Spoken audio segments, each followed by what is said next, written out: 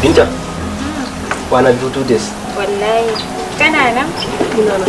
Kin san abubuwan ne gaba daya sai a hankali.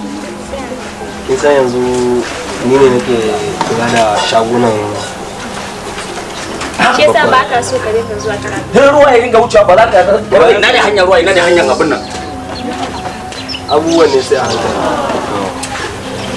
Ya yayi. Haka ne. Salamu alaikum. Wannan waye ne? Yaya na. Karime! Karime! Karime! Na hannun gida. Yo. Ya faru. Wai fi sabilillahi. Kina je kina gani a gidan nan? Kwanakin baya zan miki baka shirya kan yarinyar nan. Yanzu ganin ta ne da wani garjejin kato ya sako wani da lafiya kamar mutumin kirki suna tsaya waje. Me na ga miki ranan? Ba kana rufin Binta? Ga ta nan a waje. Ira ta.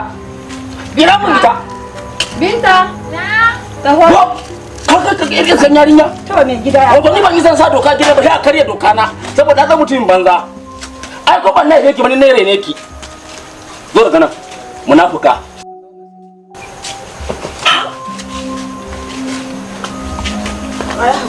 Dawo nan. Dawo nan. Dawo nan. Nan da ki dawo. Ban ce ki gida dawo nan. Kara abu kamar wata mutumiyar kwarai. Ganin mi ba. Wallahi daga yau sai yau kai ba mama daga yau sai na yanke hukunci na yanke doka ba ke ba wancan yan iskan yaran kina gidan na ga miki kuma tunda iya sai ta kawo kenan na riga na yanke hukunci wallahi aure zan miki Salamu alaikum. kini na ga miki Salamu alaikum. amma alaikum salam shigo shigo ha wace ko ban haife ki ba ni yayan ki ne kuma babban wa ai uba ne Kwarai. to ba za ki zo min da mutunci ba ya ka zo Ya gida. lafiya kalau ya gajiya lafiya kalau Yawa. dar da Allah kawo ka wannan yarinya Binta ka dai san kanwa na ne duk gari na ka sani Kwarai kuwa. yawa kuma ka san halinta to yarinya dai ga ta ba ta da aiki sai dai duk da dai ka san mutumiyar kirki ce ita A sosai. yarinya ne mumina kamila kuma me ba ta da wata kadama Wannan haka to ba zan zo in gaba da mutunci na anguwa ba A gaskiyanka sai dai kuma naga tana dan tara samari. wannan aka san take lamari na yara ba a rasa ɗayan biyu ba to shine ba na so yarinya ta kai aure to a ganta da wannan gwamnati ni kaga bai ba A bai ba. tunda Allah ya sa ga ka to ni dama na ga miki na riga da na gama shawara zan ba da yarinyar nan wallahi tallahi gobe zo jibi za a dora mata aure dan kuwa Mai gida da a ba ta umarni tafi da saurayi. Amma dai shawara ne nake yi. Ya kamata da yarinyar nan ka nemi shawarar zuciyarta gabata wanda take so. Ka a mata auren da ba ta so. Ai ni wallahi yayin idan har za ka aura min wannan wallahi sai dai na kashe shi ko na kashe kaina. kisa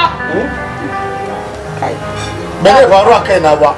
Qur'ani abin kwanan nan haka ya zama kwanan nan abin da ya faru a Bauchi. kar ka damu da Sun Allah auren soyayya ma suka yi ta kashe shi. Balle ta ni a ce auren kiyayya ta kashe ne. Wallahi me zai ba. ba Ba. Shi yasa na ce a mata uzuri tafi da kuke so a aura mata. Ka ji ko gaskiya. ba ta so shi wallahi ta so shi ni ba hanka bane ban yi san sa kai ba Haka jin shawara ta ne. Ina kake? gani Qur'ani ba zan yi auren nan ba. kai hankalin kai dawo jikin ka wallahi ka aure ta Allah ba zan aure ta ba.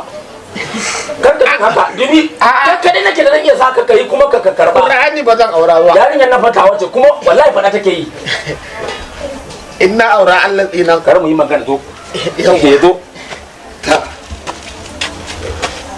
lahin lalli magana ne irin na yara ma kar ka mun haka dan ringa bantar na yau da yan iska ne a waje Ina kake? gani Ka san me ya faru a Bauchi fa kwanan nan?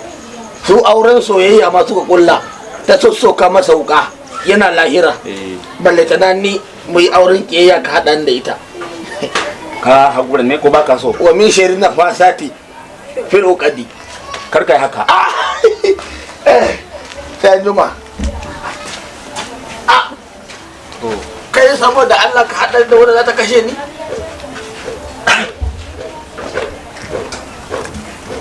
wai a ce ka to wallahi